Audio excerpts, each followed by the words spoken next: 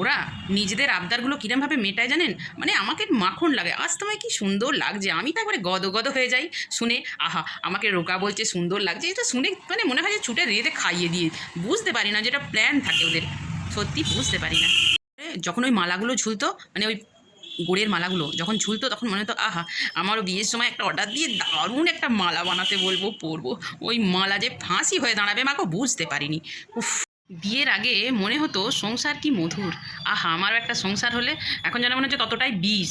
মানে ঘরে ঢুকবেন কি ঢুকবেন না, পা রাখবেন কি রাখবেন না, আমার কি খাবো বাবারে, এসব ঝামেলা বাবারে মাথায় নেয় নাকি, তখন বুঝতে পারিনি।